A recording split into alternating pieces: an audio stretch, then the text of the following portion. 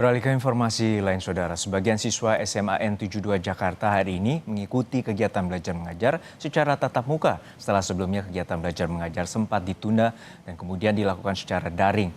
Lebih lengkap berikut laporan jurnalis Kompas TV Asri Gunawan dan juru kamera Arif Rahman yang telah direkam sebelumnya. Setelah sepekan menggelar proses pembelajaran secara daring, hari ini SMA Negeri 72 Jakarta kembali melakukan proses belajar mengajar secara tatap muka. Dan seperti inilah kondisinya di jam pulang sekolah, tepatnya pukul 3 sore. Memang kembali ada kehidupan, kembali ramai, tapi belum seperti sedia kala.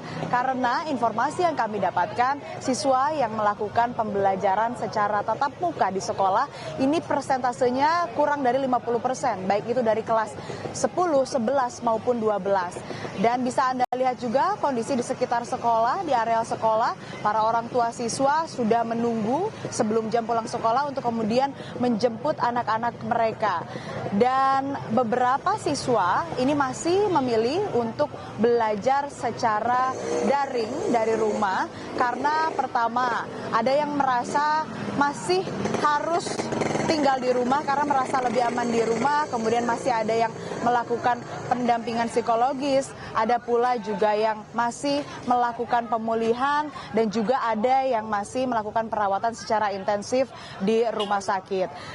Proses belajar mengajar secara tatap muka di hari perdana ini di SMA Negeri 72 Jakarta pasca ledakan yang terjadi pada 7 November lalu, juga ada penjagaan ketat dari personel TNI AL yang untuk kemudian ini bisa memastikan proses belajar mengajar dan pendidikan ini bisa aman dan siswa juga merasa aman, bisa merasa nyaman berada di lingkungan sekolah.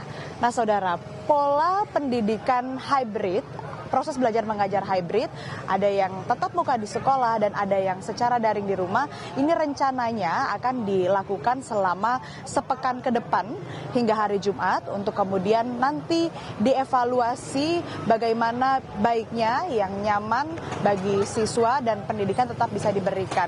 Tentunya sekolah terus menyesuaikan diri untuk bisa tetap memberikan pendidikan dan juga proses belajar mengajar ini masih terus bisa berjalan tanpa kemudian mengesampingkan kenyamanan dan juga keselamatan dari para siswa itu sendiri.